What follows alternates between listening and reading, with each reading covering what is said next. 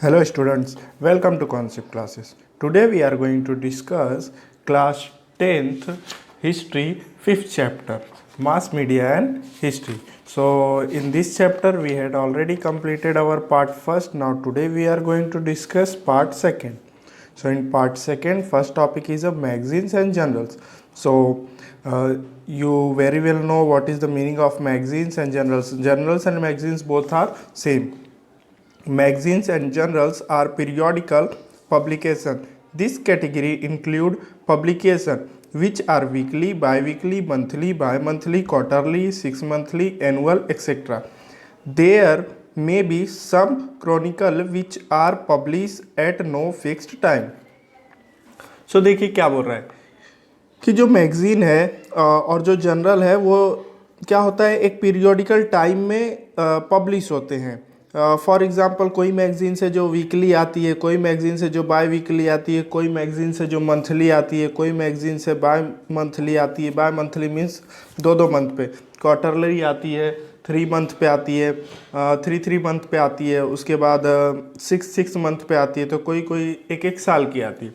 सो अब ये मैगजीन्स किसकी होती है? मैगजीन्स न्यूज़ की भी होती है, हिस्ट्री की भी होती है, किसी भी चीज़ की मैगजीन्स होती है, इंटरटेनमेंट की भी होती है. तो इस तरह से क्या होता है, जो पब्लिशर होते हैं वो मैगजीन्स क्या करते हैं, पब्लिश करते हैं. कुछ मैगजीन्स ऐसी भी होती है जिसका कोई फिक्स टाइम नहीं होता, वो कभी भी पब्लिश होती है. डू दिस में देखिए, in recent time many newspaper have introduce e newspaper. The e newspaper are being receive well by the reader. तो देखिए बोल रहा है कि अभी मॉडर्न टाइम में जो है ई न्यूज़पेपर आ रहा है. ई न्यूज़पेपर क्या होता है? इंटरनेट न्यूज़पेपर, जो हम लोग इंटरनेट के थ्रू पढ़ते हैं, तरह तरह के ऐप्स हैं उसके थ्रू पढ़ते हैं, उसे ई न्यूज़पेपर का बोलते हैं. Learn to read e newspaper with the help of your teacher. तो अब आप अपने टीचर की हेल्प लेकर ये जानिए कौन कौन सी ई न्यूज़पेपर हमें पढ़नी चाहिए. तो देखिए जो ई न्यूज़पेपर है वो तो सभी ई न्यूज़पेपर्स हमें कुछ ना कुछ इन्फॉर्मेशन देते हैं. कुछ प्रेजेंट टाइम की इन्फॉर्मेशन देते हैं, कुछ हिस्ट्री से रिलेटेड इन्फॉर्मेशन देते हैं, कुछ इंटरटेनमेंट से रिलेटेड इन्फॉर्मेशन देते हैं. सो आपको जिस फील्ड में जाना है उस फील्ड का ई न्यूज़पेपर पढ़ना चाहिए. सपोज कीजिए आपको हिस्ट्री की फील्ड में जाना है, मास मीडिया की फील्ड में जाना है, तो आपको मास मीडिया से रिलेटेड जितनी भी ई न्यूज़पेपर, ई न्यूज़ आती है मोबाइल्स पर, इंटरनेट्स पर, कंप्यूटर्स पे, उसे क्या करना चाहिए, पढ़ना चाहिए. सो उससे क्या है, आपका नॉलेज इंक्रीज़ होगा, और आपका नॉलेज अगर इंक्रीज़ होगा तो आपको उस फील्ड में प्रोफेशनल अपॉर्चुनिटी मिल सकती है. वो प्रोफेशनल अपॉर्चुनिटी कैसे मिलेगी वो हम लोग जानेंगे. हमारा टॉपिक है 5.5 mass media and professional opportunity. तो वहाँ पर next, Bal Shastri Jambhekar started the first monthly magazine in Marathi. So Bal Shastri जमलेकर थे जिन्होंने क्या किया था, सबसे पहली मैगजीन, मराठी मैगजीन निकाली थी. और वो मैगजीन कैसी थी? मंथली थी, एक मंथ पे आती थी. इट वॉज नेम्ड दिग्दर्शन, और उस मराठी मैगजीन का नाम था दिग्दर्शन. Among the periodicals Pragati, now a defect general was started 1929. सो देखिए प्रगति भी जो है, एक तरह से ध्यान दिया जाए तो प्रगति भी जो है एक बहुत अच्छी जर्नल थी. जर्नल मतलब एक तरह से मैगजीन थी. It was started in 1929 and edited by Tryambak Shankar Sejwalkar. So ये जो मैगजीन थी ये स्टार्ट हुई थी 1929 में, और इसको स्टार्ट किया था त्र्यंबक शंकर सेजवलकर ने. He wrote regularly in this historiography journal.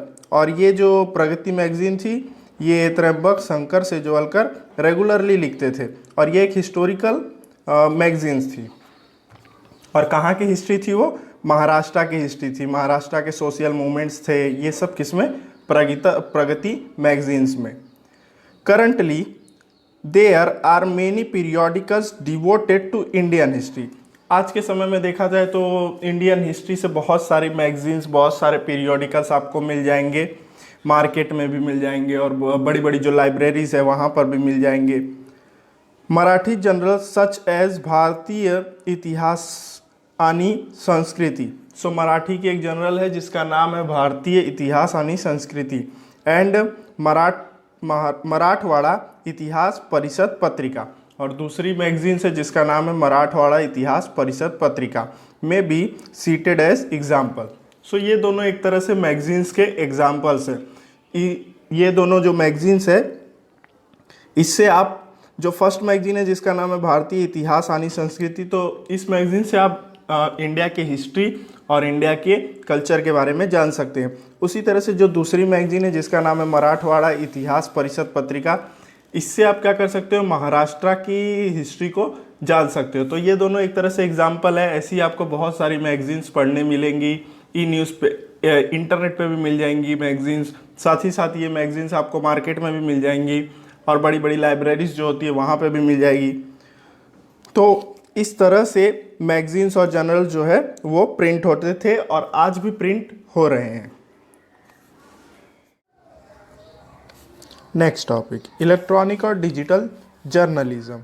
So there are ultra modern periodicals from a part of a electronic of digital journalism. So electronic और डिजिटल जर्नलिज्म का मतलब क्या है? जो आज हम लोग टीवी पर न्यूज़ देखते हैं, जो इंटरनेट के थ्रू न्यूज़ देखते हैं, these all are a digital journalism. History is a prime subject of interest for these periodicals as well. सो बोल कह रहा है कि हिस्ट्री जो है वो भी क्या है, एक तरह से पत्रिका के थ्रू सारी इंफॉर्मेशंस को देता है। पीरियोडिकल्स का मीन्स होता है पत्रिका, पत्रिका मीन्स एक तरह से बोल सकते हैं magazines. Many web news portal, social media, web channel, YouTube etcetera make historical content available to the audience readers. So बोल रहा है कि बहुत सारे वेब पोर्टल्स होते हैं, वेब पेजेस होते हैं, सोशल मीडिया होते हैं जैसे फेसबुक हुआ, इंस्टाग्राम हुआ, these all are social media. Web channel होते हैं, बहुत सारे चैनल्स होते हैं इंटरनेट के ऊपर, और यूट्यूब पे बहुत सारे हिस्टोरिकल कंटेंट अवेलेबल होते हैं जो ऑडियंस और रीडर के लिए अवेलेबल किए जाते हैं। सो इसे ही बोलते हैं इलेक्ट्रॉनिक और डिजिटल जर्नलिज्म। नेक्स्ट है radio.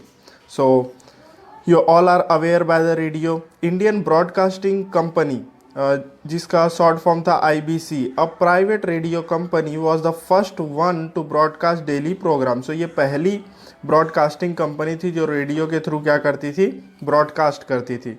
Letter the some companies was take over by the British government and name as the Indian State Broadcasting Service. आगे चलकर बहुत सारी ब्रिटिश कंपनी आए जिन्होंने क्या किया, ब्रॉडकास्ट करना स्टार्ट किया। उसमें से एक कंपनी का नाम था ISBS, जिसका फुल फॉर्म था Indian State Broadcasting Service. On 8 June 1936 it was renamed as the All India Radio, जो आज भी चल रहा है। सो 8 जून 1936 को जो ब्रिटिश गवर्नमेंट का ब्रॉडकास्टिंग कंपनी था जिसका नाम था ISBS, उसका नाम बदल कर रख दिया गया air. Air means all India radio. After independent, all India Radio become an integral part of the Ministry of the Information and Broadcasting India. So India के मिनिस्टर्स के डिपार्टमेंट में एक मिनिस्ट्री होती है जिसका नाम होता है इंफॉर्मेशन एंड ब्रॉडकास्टिंग डिपार्टमेंट। ये जो मिनिस्ट्री होती है ये जैसे मूवीज़ को, उसके बाद सीरियल्स को, जो जैसे मूवी स्टार्ट होती है तो आप देखते होंगे सबसे पहले सर्टिफिकेट्स आता होगा, तो वो सब सर्टिफिकेट प्रोवाइड करने का काम ये मिनिस्ट्री करती है। सो उसी तरह से जितने भी चैनल्स टेलीकास्ट हो रहे हैं, चाहे वो प्राइवेट हो या फिर इंटरनेशनल हो, सब चैनल्स को परमिशन देना, उसको डिनाई करना, ये सारा काम कौन करता है, Indian ministry of information and broadcasting. Now initially it broadcasted government program and scheme. So आगे चलकर क्या हुआ, ऑल इंडिया रेडियो जो है वो गवर्नमेंट के स्कीम्स को, गवर्नमेंट के प्रोग्राम को भी क्या करने लगा, ब्रॉडकास्ट करने लगा। It was named as a Akashvani on a suggestion of the famous poet Pandit Narendra Sharma. So आगे चल के ये जो रेडियो पे ब्रॉडकास्ट होता था उस प्रोग्राम को तरह तरह का नाम दिया जाने लगा, तो उसी में से एक का नाम था आकाशवाणी। और ये आकाशवाणी जो नाम था इसको सजेस्ट किया था बहुत ही फेमस पोएट थे जिनका नाम था पंडित नरेंद्र शर्मा। उन्होंने क्या किया था, इससे यही नाम सजेस्ट किया था और वो नाम क्या था, आकाशवाणी। ये देखिए ऑल इंडिया रेडियो का क्या है, लोगो है। यहाँ पर देखिए लिखा है बहुजन हिताय बहुजन सुखाय और यहाँ पर Akashvani. Akashvani broadcast various entertainment awareness, creating and literacy program. सो बोल रहे कि जो आकाशवाणी था वो तरह तरह के इंटरटेनमेंट के प्रोग्राम चलाता था, जैसे सॉन्ग्स वॉन्ग्स चलाता था। उसके बाद लोगों को पढ़ने के लिए क्या करता था, जागरूक करता था। It also broadcast special programme from farmer, worker and youth and women. और साथ ही साथ ऑल इंडिया रेडियो पर फार्मर्स के लिए, वर्कर्स के लिए, यूथ के लिए, वुमेन्स के लिए, इन सब के लिए तरह तरह के प्रोग्राम चलते थे। जैसे पहले क्या हो रहा था, धीरे धीरे कॉन्स्टिट्यूशन में चेंजेस हो रहे थे, सारी चीज़ों में चेंजेस हो रहे थे। तो अब वर्कर के फील्ड में अगर चेंजेस हुआ तो वर्कर को पता होना चाहिए कि वो क्या चेंजेस हुआ है। वुमेन के लिए कोई फैसिलिटी आई है तो वो वुमेन्स को पता होनी चाहिए कि क्या फैसिलिटी आई है। तो ये आकाशवाणी के थ्रू क्या करते थे, लोगों तक सारी इंफॉर्मेशंस को पहुंचाते थे। The Vividh Bharati program are broadcasted in 24 regional language as well as the 146 dialected of the Indian language. आगे चलकर एक और प्रोग्राम स्टार्ट हुआ जिसका नाम था विविध भारती, और विविध भारती जो था वो ब्रॉडकास्ट होता था 24 रीजनल लैंग्वेज में। ओके, 24 रीजनल लैंग्वेज में ब्रॉडकास्ट होता था, और उसमें 146 डायलेक्टेड थे। 146 डायलेक्टेड मीन्स 146 बोलियाँ थी। फॉर एग्जांपल जैसे महाराष्ट्र में ही ले लो तो मराठी अलग अलग तरह से बोली जाती है। सो इसी तरह से 24 रीजनल लैंग्वेज में भी अलग अलग तरह से बोले जाने वाली लैंग्वेज का समावेश था। तो इस तरह से ये लोग क्या करते थे, ब्रॉडकास्ट करते थे। Literally various news channel like radio मिर्ची आर प्रोवाइडर रेडियो सर्विस। आगे चल के बहुत सारे नए नए चैनल्स आए रेडियो के ऊपर, जैसे रेडियो मिर्ची के बारे में आपने सुना होगा, 92.37 FM। So these all are a radio channels. Next, television. The Delhi Doordarshan Center was inaugurated by the Dr. Rajendra Prasad, the first Indian president. So, Delhi में इनॉग्रेशन हुआ किसका, दिल्ली दूरदर्शन सेंटर का। यहीं से सारे चैनल्स जो हैं वो टेलीकास्ट होते हैं। कोई परमिशन लेनी होती है तो वो यहीं से लेनी होती है। और इसका इनॉग्रेशन किसने किया, इनॉग्रेशन का मीन्स होता है उद्घाटन। सो इसका इनॉग्रेशन किसने किया, भारत के पहले प्रेसिडेंट जिनका नाम था doctor Rajendra Prasad. Okay, Doordarshan Mumbai centre began to telecast its programme on 1 May 1972। So Doordarshan जो है वो मुंबई सेंटर से स्टार्ट हुआ, और उसने अपना मुंबई सेंटर से पहला प्रोग्राम जो है वो टेलीकास्ट किया, वो 1 मई 1972 में किया। Okay, colour television was introduced on 15 अगस्त 1982। और कलर टेलीविज़न जो इंट्रोड्यूस हुआ भारत में वो 15 अगस्त 1982 को इंट्रोड्यूस्ड हुआ। ये सारी चीज़ों को अंडरलाइन करके रखिए, ये सारी चीज़ें बहुत इंपॉर्टेंट है। In 1991 the Indian government granted permission to provide a national and international channel to telecast in India. और 1991 में इंडिया ने क्या किया, सबको क्या दे दिया, परमिशन दे दिया कि प्राइवेट और इंटरनेशनल चैनल भी क्या होंगे, भारत में टेलीकास्ट होंगे। Thus it became possible for Indian to watch international event on television। और जब प्राइवेट, नेशनल, इंटरनेशनल ये सारे चैनल जब टेलीकास्ट होने लगे तो एक पॉसिबिलिटी बन गई कि इंडियंस जो है वो इंटरनेशनल इवेंट, इंटरनेशनल टेलीविजन्स, इन सारी चीज़ों के बारे में भी उनको क्या मिलने लगा, नॉलेज मिलने लगा।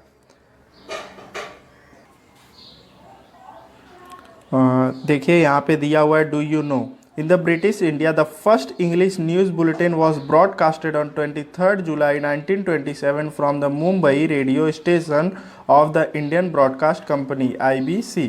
so देखिए जो पहला ब्रिटिश न्यूज़ बुलेटिन था वो 23 जुलाई 1927 को मुंबई के रेडियो स्टेशन से क्या हुआ था, ब्रॉडकास्ट हुआ था। और the Kolkata radio station of IBC started a news bulletin इन बंगाली। और जो कोलकाता का रेडियो स्टेशन था उसने क्या किया था, न्यूज़ बुलेटिन जो है स्टार्ट किया था बंगाली में सबसे पहले।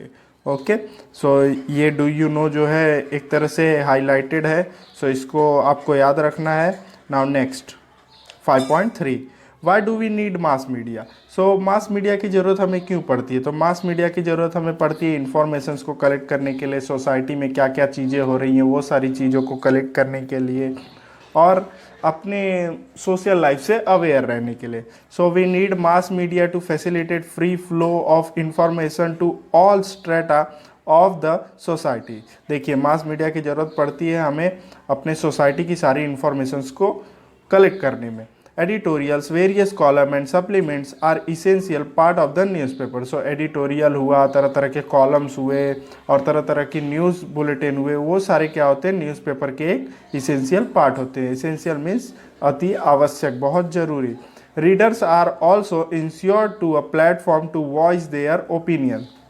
साथ ही साथ न्यूज़पेपर में एक अलग भी कॉलम आते हैं जहां पर पीपल्स क्या कर सकते हैं, अपना ओपिनियन दे सकते हैं। अगर कोई न्यूज प्रिंट हुई है और आपको लगता है कि वो जो न्यूज है वो एक तरह से गलत प्रिंट हुई है, तो आप क्या कर सकते हो, अपना ओपिनियन उस न्यूज़ के लिए दे सकते हो कि वो न्यूज़ गलत है, इसमें ऐसा नहीं, ऐसा होना चाहिए। सो न्यूज़पेपर ये भी फैसिलिटी प्रोवाइड कराता है, mass media. Newspaper can help is making the democracy strong. Newspaper का बहुत इंपॉर्टेंट रोल है डेमोक्रेसी को स्ट्रांग करने में, ठीक है। अब डेमोक्रेसी को स्ट्रांग करने में एक तरह से देखा जाए तो डेमोक्रेसी कैसे स्ट्रांग होगी, जनता की बातों को, जनता की मांगों को जब पूरा किया जाएगा, पूरी जनता जब खुश होगी तो डेमोक्रेसी स्ट्रांग होगी। सो अब जनता की जो अपील होती है, पीपल्स के जो एक तरह से रिक्वायरमेंट होती है, वो सारी चीज़ों को गवर्नमेंट तक पहुंचाने का काम एक तरह से न्यूज़पेपर करता है। इसीलिए बोला जाता है कि newspaper can help in making the democracy strong. Now television is an audio visual media. So television audio visual media है। इसमें ऑडियो विजुअल का मतलब देखना और सुनना दोनों होता है। It was possible for this medium to cross the inherent limitation of newspaper and the radio and show the actual visual of an event to people। देखिए, न्यूज़पेपर में सिर्फ लिखा होता था और हम उसे पढ़ लेते थे, लेकिन अब ऑडियो विजुअल सोर्स की वजह से हम एक्चुअल चीज़ों को देख सकते हैं कि एक्चुअल में हुआ क्या है, ठीक है। सो इसीलिए एक तरह से ऑडियो विजुअल मीडियम जो है एक अच्छा सोर्स है इंफॉर्मेशंस को कलेक्ट करने का। So far there is no other alternative to television for watching an event and it actual happen. So देखा जाए तो टेलीविज़न को छोड़कर और कोई साधन नहीं है जिससे हम क्या कर सकते हैं, एक्चुअल इवेंट को देख सकते हैं कि एक्चुअल में हुआ क्या है, ठीक है। Now 5.3 critical understanding of the information receiving through mass media.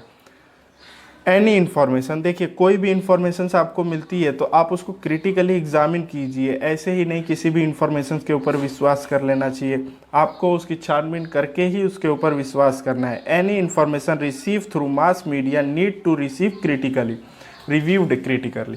सो बोल रहा है कि आपको कोई भी इन्फॉर्मेशन मास मीडिया के थ्रू मिलती है तो आपको उसका रिव्यू जो है वो क्रिटिकली देना है, बहुत सोच समझ कर देना है। The news or information in the mass media may not always represent act truth। तो बोल रहा है कि जो न्यूज़ होता है, जो इन्फॉर्मेशन होता है मीडिया के थ्रू जो हमें मिलता है, ऐसा ज़रूरी नहीं है कि वो हमेशा करेक्ट ही होता है। We need to scan it very carefully. There is a very famous event of unauthentic information appearing in print in Germany. So बोल रहा है कि इसीलिए कोई भी इंफॉर्मेशंस जो है ऐसा ज़रूरी नहीं है कि सारी की सारी इन्फॉर्मेशन सही होती है। इसीलिए हमें जो है सारी इन्फॉर्मेशन को केयरफुली स्कैन करना है, मीन्स पढ़ना है, जो इन्फॉर्मेशन सही लगे उसे ही कलेक्ट करना है। सो एक बहुत ही पुरानी घटना है और बहुत ही फेमस घटना है जो मास मीडिया के थ्रू हुई थी। और क्या हुआ था, एक तरह से एक इन्फॉर्मेशन जर्मनी में प्रिंट हुई थी। स्टर्न और जर्मन वीकली मैगजीन, एक मैगजीन थी जिसका नाम था स्टर्न, और वो जर्मनी में वीकली मैगजीन्स आती थी। Had purchase a number of so called hand writing diaries of Adolf Hitler. और ये मैगजीन्स क्या बोलकर प्रिंट किया जाता था कि एडोल्फ हिटलर की जो पर्सनल डायरी थी उसमें जो कुछ भी लिखा है वो सब इस मैगजीन में प्रिंट होता है। It sold them to various publications company. और जब बहुत सारी पब्लिकेशंस कंपनी ने इसे छापा और प्रिंट किया और धीरे धीरे क्या होने लगा, इसका एक तरह से पूरे तरह से परचेस होने लगा, मतलब बहुत ज़्यादा बिकने लगा। The diaries were verify for their authenticity of the subsequence the news appear in the print. So जब इस डायरी को पूरी तरह से वेरीफाई किया गया ऑथेंटिकली, सो पता चला। However later those diary were proved to be forged. और बाद में ये पता चला कि ये डायरी, ये जो मैगजीन छप रही थी, ये रॉन्ग छप रही थी। एडोल्फ हिटलर के द्वारा लिखी गई कोई हैंड राइटिंग डायरीज थी ही नहीं। It become appear for this example that we need to be very careful about the information published by the media. So इस इंफॉर्मेशन के थ्रू हमें ये समझ लेना चाहिए कि कोई भी इंफॉर्मेशन अगर मीडिया पब्लिश करती है तो उसे हमें केयरफुली क्या करना है, कलेक्ट करना है। सो देखिए, अडोल्फ हिटलर ने कोई भी डायरी नहीं लिखा था, और लिखा भी होगा तो शायद वो थी नहीं जो इस मैगजीन्स को छापते थे, बट वो लोगों को क्या बोलकर छापते थे कि एडोल्फ हिटलर ने जो खुद की डायरी लिखी थी उस डायरी के शब्द जो है वो हम अपनी मैगजीन्स में छापते हैं, और उस मैगजीन का नाम है स्टर्न। और ये सारी इंफॉर्मेशन जो वो दे रहे थे वो सब रॉन्ग इंफॉर्मेशन थी, आगे जाकर ये प्रूव्ड हो गया। Okay, next 5.5 mass media and professional opportunity. अब देखते हैं मास मीडिया से हम कौन सी फील्ड में जॉब कर सकते हैं, कौन सी प्रोफेशनल अपॉर्चुनिटी मिलती है अगर मास मीडिया का हमें प्रॉपर नॉलेज है तो। So newspaper have to fulfil the task of providing fresh news to its reader. So newspaper का सबसे पहला काम होता है कि अपने रीडर्स को फ्रेश न्यूज़ प्रोवाइड करना। It is not necessary to unfold and background of an event in the news. और ये ज़रूरी नहीं है कि उसको बढ़ा चढ़ा कर बताए या फिर उसके बैकग्राउंड को चेंज करके बताए, ये सारी चीज़ें न्यूज़ मास मीडिया में नहीं होनी चाहिए। At such time newspaper have to resort to history. आज के समय में देखा जाए तो न्यूज़पेपर जो है वो तरह तरह के हिस्टोरिकल इवेंट भी प्रिंट करता है अपने न्यूज़पेपर में। जैसे 1919 में क्या हुआ था, जलियांवाला बाग मैसेकर हुआ था, और 2019 में क्या हो गया, उसको 100 ईयर हो गया। सो इस तरह से अब 2019 में क्या किया जाएगा, न्यूज़ छाप दिया जाएगा कि आज ही के दिन 100 साल पहले ऐसी ऐसी चीज़ें हुई थी। तो इस तरह से जो है न्यूज़पेपर्स क्या करते हैं, हिस्टोरिकल इवेंट भी क्या करते हैं, प्रिंट करते हैं न्यूज़ में। While reporting news in detail reporters try to compare it with a parallel event. So देखिए, जैसे मैंने अभी बताया कि जब न्यूज़ को डिटेल में बताया जाता है तो रिपोर्टर्स क्या करते हैं, पहले की चीज़ों को लेकर और अब की चीज़ों को लेकर कंपेयर करते हैं। जैसे फॉर एग्जांपल भारत में 2014 में जो इलेक्शन हुआ और 2019 में जो इलेक्शन हुआ, तो 2014 में किस तरह से जो है लोकसभा में कितनी सीटें किसको मिली थी। सपोज करो बीजेपी को 2014 में इतनी सीटें मिली थी, तो एट अ प्रेजेंट टाइम 2019 में उनको कितनी सीटें मिली। तो इस तरह से क्या करते हैं एडिटर लोग, एक दूसरे इवेंट को कंपेयर करके न्यूज़ को दिखाते हैं। ओके, सो इस तरह से पैरेलल इवेंट को कंपेयर्स करके रिपोर्टर्स क्या करते हैं, हमें न्यूज़ को हमारे सामने प्रेजेंट करते हैं। The past event may be printed in a separate frame. So जैसे मैंने अभी बताया 1990s में जलियांवाला बाग मैसेकर हुआ था, सो उसको भी प्रिंट किया जाता है। सो उसका एक अलग फ्रेम होता है। सो इस तरह से पास्ट इवेंट को भी क्या किया जाता है, न्यूज़पेपर में प्रिंट किया जाता है। नेक्स्ट देखिए, अब अगर हिस्ट्री लिखना होता है तो न्यूज़पेपर में किस तरह से हिस्ट्री के आर्टिकल्स लिखे जाते हैं। आर्टिकल मीन्स क्या क्या हुआ था, कैसे, एक तरह से बोला जाए तो हिस्ट्री में कौन कौन सी चीज़ें हुई थी वो आर्टिकल्स होता है। आर्टिकल्स बोला जाता है ना, जैसे बोलते हैं ना कि न्यूज़ रिपोर्टर्स लोग आर्टिकल तैयार करते हैं उसके बाद वो प्रिंट होता है। तो आर्टिकल एक तरह से रिटन, मतलब हमें न्यूज़पेपर में क्या प्रिंट करना है वो उनके राइटर्स होते हैं, उनके एडिटर्स होते हैं, वो जो क्या करते हैं पहले न्यूज़ पूरा क्रिएट करते हैं कि हमें प्रेजेंट कैसा करना है रीडर के सामने। सो वो सभी चीज़ें वो लिख कर देते हैं, उसके बाद वो प्रिंट होता है। ठीक है, on this day in history. So history में उस दिन पर क्या हुआ था, जैसे अभी मैंने बताया कि 1990s में जलियांवाला बाग मैसेकर हुआ था। सो उसी तरह से 23 अप्रैल को हुआ था। सो उसी तरह से 23 अप्रैल जो हर साल होता है, हम लोग ये हमें हिस्ट्री के मतलब न्यूज़पेपर के थ्रू ये हिस्ट्री पता चल जाती है कि आज ही के दिन जलियांवाला बाग मैसेकर हुआ था। ठीक है, साथ ही साथ रिव्यू मतलब इस हिस्ट्री को लेकर आपका क्या रिव्यू है, पीपल का क्या रिव्यू है, पीपल का क्या ओपिनियन है, वो सारी चीज़ें भी क्या होती है, प्रिंट होती है न्यूज़पेपर में। नाउ हिस्ट्री से रिलेटेड न्यूज़, ठीक है, कि आज उसके ऊपर क्या क्या न्यूज़ चल रही है, लोग आज उसके बारे में क्या क्या सोचते हैं, ये सारी चीज़ें, पहले कैसा था उसके बारे में, आज अगर होता है ये सारी चीज़ें तो आज कैसे होती है, ये सारी चीज़ों को कंपेयर करना, ये सब न्यूज़ में आता है। नेक्स्ट कॉलम कॉलम क्रिएट करना कि आज ही के दिन उस टाइम पर सोशल लाइफ कैसी थी और आज ही के दिन आज सोशल लाइफ कैसी है। सो इन सारी चीज़ों को कंपेयर करना, तो अलग अलग कॉलम बनाकर कंपेयर करना। और एडिटोरियल्स मतलब एक तरह से सारे की सारी चीज़ों को मिला दिया जाता है तो वो एक एडिटोरियल क्रिएट हो जाता है। Okay, next, thus the reader gets access to additional information and he can get better insight about the current event। और जब हिस्टोरिकल इवेंट्स छपते हैं हर एक टाइम इंटरवल के बारे में, तो जो रीडर्स होते हैं उनको क्या होता है, सारी इंफॉर्मेशंस की नॉलेज मिलती है कि हिस्ट्री में इतने साल पहले क्या हुआ था या फिर आज ही के दिन हिस्ट्री में क्या हुआ था। तो ये सारी इंफॉर्मेशंस क्या होती है, रीडर्स को मिलती रहती है और रीडर्स का जो नॉलेज होता है वो दिन पे दिन क्या होता है, बढ़ता रहता है। Newspaper print column about a historical event appearing under the heading such as 50 year ago, 100 year ago. देखिए, न्यूज़पेपर जो है वो कॉलम प्रिंट करता है और हिस्टोरिकल इवेंट को लेकर प्रिंट करता है कि 50 ईयर एगो क्या हुआ था, 50 साल पहले क्या हुआ था, 100 ईयर एगो 100 साल पहले क्या हुआ था। Such column are based on the historical document of or written history.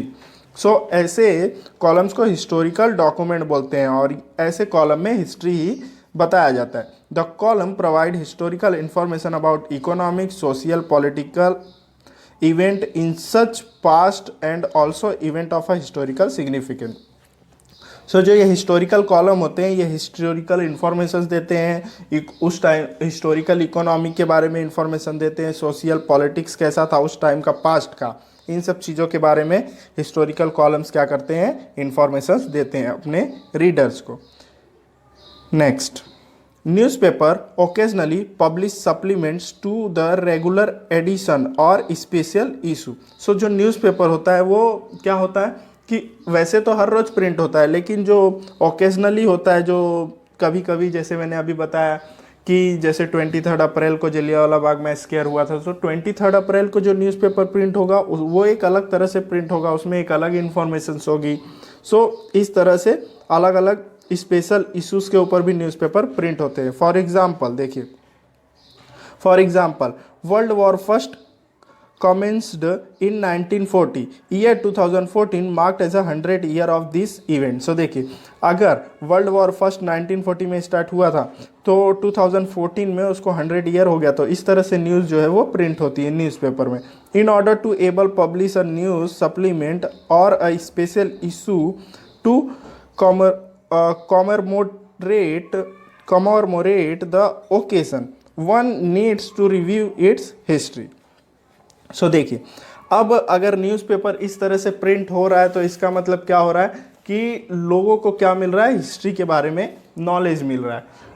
कमोरमोरेट का मतलब क्या होता है, मानना, ठीक है। अगर जैसे अभी 1940 में क्या क्या हुआ था उसके बारे में तो आज के लोगों को 2014 में जो प्रेजेंट टाइम पर होंगे लोग उनको नहीं पता होगा। सो न्यूज़पेपर में अगर प्रिंट हो गया, सो वो सारी इंफॉर्मेशंस को अगर वो रीड करते हैं, उनके रीडर्स रीड करते हैं तो उनकी इंफॉर्मेशंस क्या होगी, इंक्रीज होगी। ओके, उनकी नॉलेज जो है इंक्रीज होगी। इसलिए ओकेजनली न्यूज़पेपर क्या करता है, हिस्टोरिकल डॉक्यूमेंट, हिस्टोरिकल इंफॉर्मेशंस भी अपने न्यूज़पेपर में प्रिंट करता है। In 2017 75 year were completed after the announcement of Quit India Movement. उसी तरह से 2017 में क्या हुआ, 75 ईयर क्या हो गया, क्विक इंडिया मूवमेंट को अनाउंस्ड हुए हो गया था। On such occasion newspaper highlighted the event through various article, editorials, column like what happen in the history on this day. So देखिए, अब क्या हुआ, अब 27 में जो मतलब 2017 में जो न्यूज़पेपर प्रिंट होगा उसमें क्विक इंडिया मूवमेंट से रिलेटेड सारे इन्फॉर्मेशंस होंगे। उसमें किस तरह से क्विक इंडिया मूवमेंट स्टार्ट हुआ था, क्या क्या उसमें हुआ था, गांधी जी ने कैसे लोगों को उस मूवमेंट में पार्टिसिपेट करवाया था, गांधी जी ने कहाँ कहाँ पर स्पीच दी थी, ये सारे इन्फॉर्मेशंस जो है इस हाईलाइटेड न्यूज़ में होंगे। What happen in history on this day, साथ ही साथ इसमें यह भी प्रिंट हुआ रहेगा कि इसी दिन हिस्ट्री में क्या हुआ था, मीन्स पास्ट में क्या हुआ था। तो इससे लोगों की इंफॉर्मेशन क्या होगी, गेन होगी। The knowledge of history is essential for the writing of such type.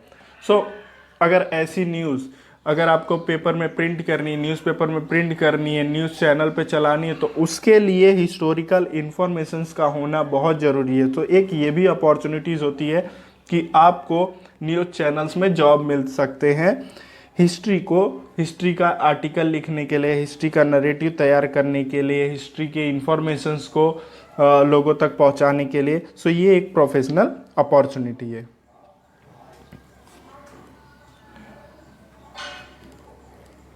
Next, history is also essential in planning radio program. For example, Akashvani has preserved recording all the speech delivered each year by the Prime Minister of India on 15 अगस्त।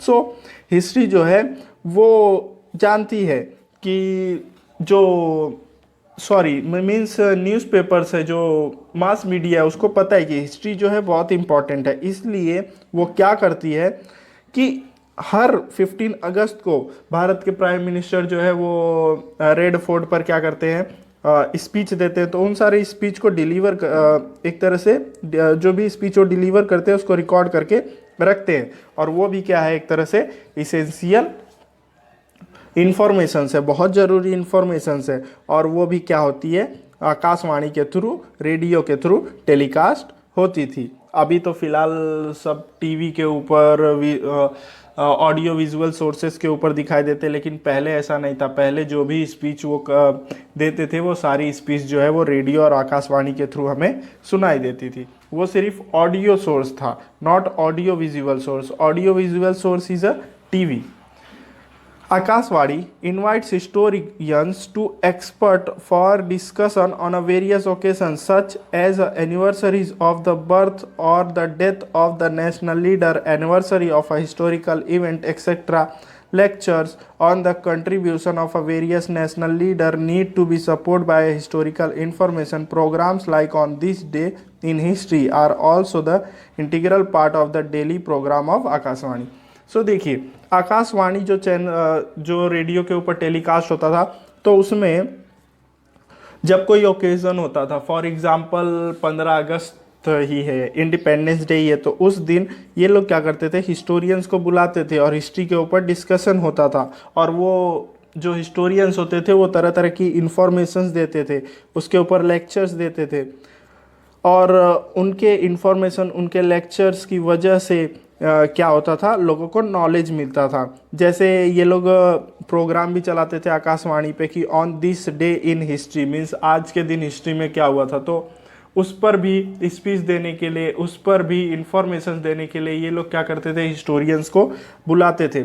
और वो historians क्या करते थे, informations देते थे। तो इस तरह से लोगों तक इंफॉर्मेशंस पहुंचती थी। तो ये भी एक क्या है, प्रोफेशनल अपॉर्चुनिटी। अगर आपको हिस्ट्री के बारे में नॉलेज है तो आप स्पेशल ओकेज़न पे जाकर क्या कर सकते हैं, न्यूज़ चैनल्स पर इंफॉर्मेशंस दे सकते हैं।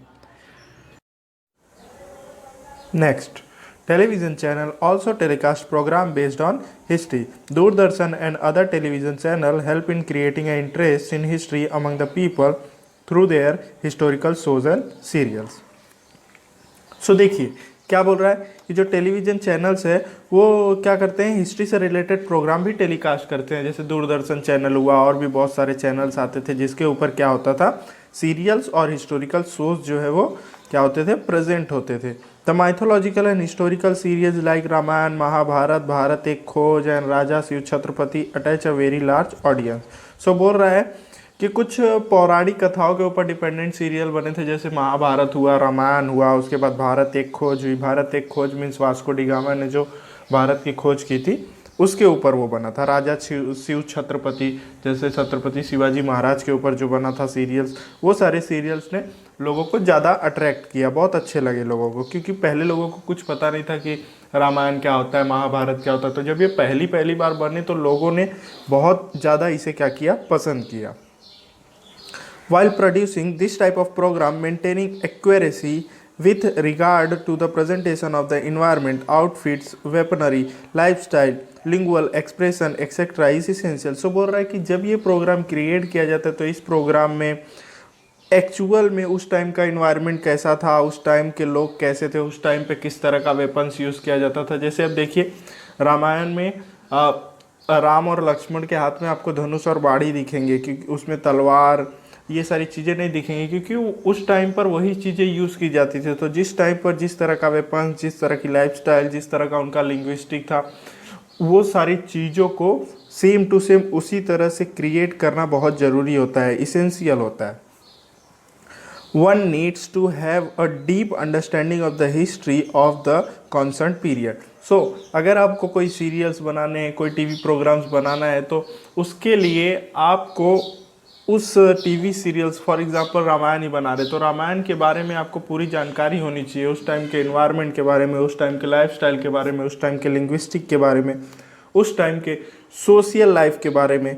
जब आपको सारी नॉलेज होगी तभी आप क्या कर सकते हैं, उसको क्रिएट कर सकते हैं। तो ये भी एक प्रोफेशनल अपॉर्चुनिटी है।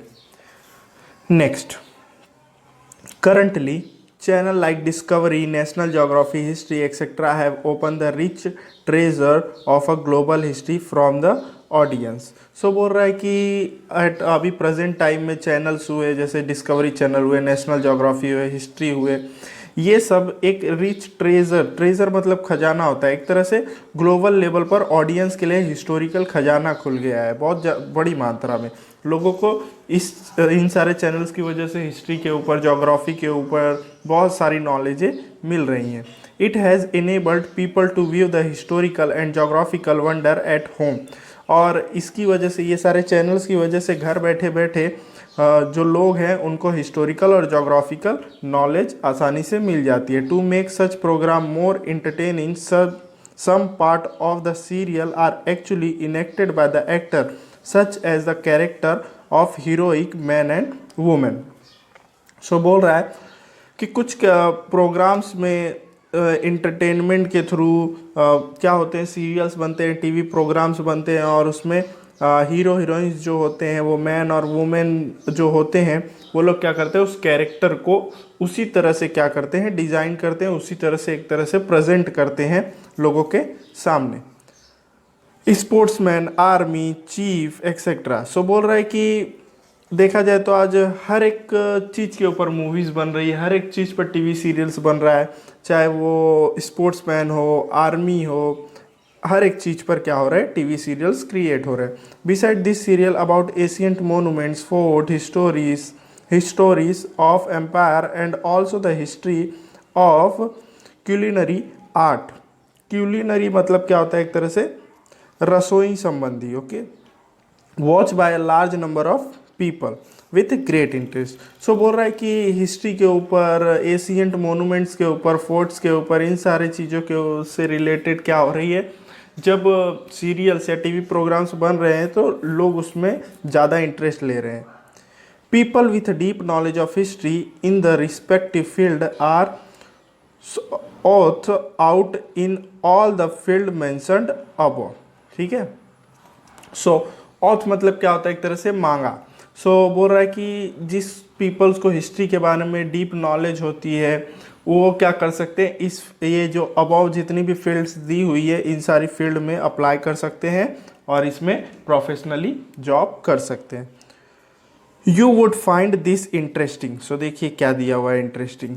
Bharat Ek Khoj, a serial telecast by Doordarshan has a special place in the history of Indian television serial. Bharat Ek Khoj जो है वो बहुत ही अच्छा सीरियल था जो दूरदर्शन पे टेलीकास्ट हो रहा था। It was based on the Discovery of India, a book written by Pandit Jawaharlal Nehru. ये जो सीरियल बना था, पंडित जवाहरलाल नेहरू ने जो बुक लिखी थी डिस्कवरी ऑफ इंडिया, उसके ऊपर उसी के बेस पे बना था। It was directed by Shyam Benegal. This serial present the history of India from the asian to the modern period. बोल रहा है ये सीरियल जो है उसको डायरेक्ट किया था श्याम बेंगल ने, और ये सीरियल जो है एशियंट हिस्ट्री और मॉडर्न पीरियड के टाइम को प्रेजेंट करता है, throwing light on the social, cultural and political history of the respective period. और ये सीरियल जो है उस टाइम की सोशल लाइफ, कल्चरल लाइफ और पॉलिटिकल हिस्ट्री को रिप्रेजेंट करता है सीरियल के through. It effectively portrayed many aspects of Indian history like Harappan civilization, Vedic history, interpretation of Ramayana, and Mahabharat, Maurya period, Turk Afghan invasion, Mughal period, and the contribution of Mughal Empire, Bhakti movement, role of Chhatrapati Shivaji Maharaj, movement of social reform, and India's struggle for independence etcetera. So बोल रहे कि ये जो serial था इसने कौन कौन सी चीज़ों को अपने सीरियल्स में दिखाया था, जैसे हड़प्पन सिविलाइजेशन दिखाया था, उसके बाद वैदिक हिस्ट्री दिखाया था, उसके बाद interpretation of Ramayana and Mahabharata का भी इस सीरियल में दिखाया था। नाउ मौर्या पीरियड दिखाया था, तुर्क एंड अफगान का इन्वेंशन जो हुआ था, जो भारत में तुर्क और अफगानिस्तानों का आक्रमण हुआ था वो दिखाया था, मुगल पीरियड दिखाया था and contribution of Mughal empire. So ये जहाँ तक ये मुगल पीरियड तक की बात करें तो ये सब आपने 6th स्टैंडर्ड में पढ़ा है ना। अब बात करते हैं 7th स्टैंडर्ड में जो सारे थे, जैसे contribution of Mughal empire, Bhakti movement, role of Chhatrapati Shivaji Maharaj, यहाँ तक जो है आपका 7th स्टैंडर्ड में आपने पढ़ा ये सारी चीज़ें। Now movement of social reform and Indian struggle for independence, ये सारी चीज़ें आपने 8th स्टैंडर्ड में पढ़ा है। तो ये सारी चीज़ों को क्या हुआ था, आपके ये भारत एक खोज जो सीरियल था उसमें प्रेजेंट किया गया था। Roshan Seth, the actor who play the Pandit Nehru role in this serial also appeared as a narrator, introducing and explaining various part of the story by dramatizing them using folklore and informative speech। सो बोल रहा है रोहन सेठ जो थे वो इस सीरियल में जवाहरलाल नेहरू का रोल प्ले कर रहे थे और वो एक नरेटर भी थे, और उन्होंने सारी चीज़ों को, सारी स्टोरी को ड्रामेटिकली रूप में क्या किया, एक तरह से प्रेजेंट किया लोगों के सामने में। और इसमें तरह तरह के सॉन्ग्स भी डाले गए थे जो फोक सॉन्ग्स होते हैं। फोक सॉन्ग्स मीन्स एरिए के जो एक तरह से एक स्टेट का जो एक गीत होता है वो, जैसे मैंने आपको बताया था फोक सॉन्ग क्या होता है और क्लासिकल सॉन्ग क्या होता है उसके बारे में। अगर आपने 4th चैप्टर नहीं पढ़ा है तो 4th चैप्टर पढ़िए, उसमें आपको पता चलेगा कि फोक सॉन्ग क्या होता है, क्लासिकल सॉन्ग क्या होता है, फोक आर्ट क्या होता है, क्लासिकल आर्ट्स क्या होता है। The serial was admired in all part of India, और ये सीरियल जो है इंडिया के हर एक पार्ट में चला, because of the comprehensive historical perspective of Pandit Nehru and its equally comprehensive visual presentation. So बोल रहा है कि ये जो सीरियल है ये पंडित नेहरू के द्वारा लिखी गई बुक का एक तरह से पूरा कॉम्प्रहेंसिव था। कॉम्प्रहेंसिव मीन्स व्याख्या किया हुआ था, और ये सीरियल जो है इक्वली क्या करता था, सारी चीज़ों को प्रेजेंट करता था, बहुत अच्छे से प्रेजेंट हुआ था, इसलिए लोगों ने क्या किया, इसे बहुत ज़्यादा पसंद किया। और एक बात ये भी थी कि उस टाइम पर लोगों को कुछ पता नहीं था, बस लोग सुनते थे एक दूसरे से कि ऐसा ऐसा होता था, रामायण हुआ था, महाभारत हुआ था, लेकिन कभी किसी ने विजुअल करके ये सारी चीज़ें नहीं देखी थी। लेकिन जब लोगों के सामने विजुअलाइज हुआ फर्स्ट टाइम तो ये इसको लोगों ने बहुत पसंद किया। तो जैसे रामायण महाभारत को लोगों ने बहुत पसंद किया, वैसे भारत एक खोज भी एक बहुत उभर कर आया टीवी सीरियल। सो यहाँ पे हमारे क्लास 10th का चैप्टर 5th कंप्लीट होता है। सो इस चैप्टर में अगर आपको कोई भी डाउट है तो आप मुझे कमेंट करके पूछ सकते हैं। वीडियो पसंद आया तो वीडियो को लाइक कीजिए, शेयर कीजिए, सब्सक्राइब कीजिए। Thanks for watching.